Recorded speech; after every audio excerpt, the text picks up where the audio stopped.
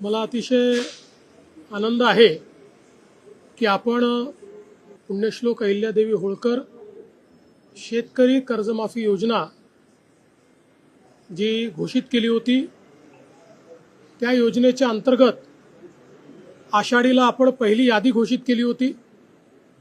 घोषित केलेली यादी ही आपण सर्व ग्रामपंचायतींना पाठवली आणि अगदी सिंपल अशा पद्धतीनं जे काही शेतकरी आहेत त्यांनी केवळ जाऊन आधार ऑथेंटिकेशन करायचं, कुठलाही अर्ज नाही किंवा कुठल्याही प्रकारचे इतर गोष्टींची आवश्यकता नाही।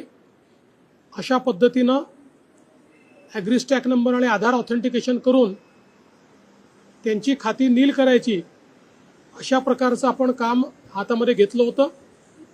आज जवळपास 5029 कोटी रुपये हा पहिला हप्ता 6,22,207 शेतकऱ्यांच्या खात्यामध्ये गेला आहे आणि ही खाती नील झालेली आहेत।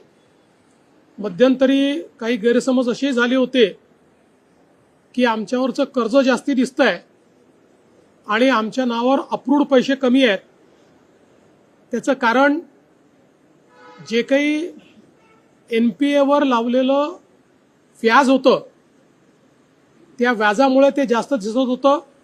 बँकांनी ते व्याज रद्द केल्यामुळे आता अकाउंटमधले पैसे आणि शासनाने त्यांच्या अकाउंटला भरलेले पैसे, म्हणजे कर्जाचे पैसे अकाउंटमधले आणि शासनाने भरलेले पैसे हे सारखे असल्यामुळे ही अकाउंट नील झालेली आहेत।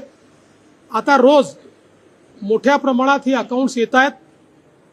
अशी व्यवस्था केलेली आहे की जसे जसे अकाउंट्स येतील, ऑथेंटिकेट होतील, तसं तसं त्या खात्यांमध्ये पैसे जातील। अजूनही म्हणजे जवळपास हे 18-19 लाख अकाउंट जे आहेत याची प्रोसेस चालली आहे। 12 लाख अकाउंट जे आहेत हे बँकांना परत पाठवलेले आहेत, कारण बँकांनी त्यात चुका केलेल्या आहेत। बँकांनी हे सांगितलं की साधारणपणे आठवड्याभरामध्ये तेही अकाउंट सुधारून आम्ही परत करू। त्यामुळे मला असं वाटतं की आता हे जे काही सगळे अकाउंट्स आहेत हे सगळे क्लिअर होऊन आणि त्याच्यामध्ये पैसे टाकण्याची सुरुवात झालेली आहे। पुढच्या काळामध्ये सगळे जेवढे अकाउंट्स ऑथेंटिकेट होतील त्या सगळ्या अकाउंट्समध्ये पैसे टाकून आपल्या शेतकऱ्यांना कर्जमाफीचा पूर्ण जो काही बेनिफिट आहे हे आपण त्या ठिकाणी देणार आहोत।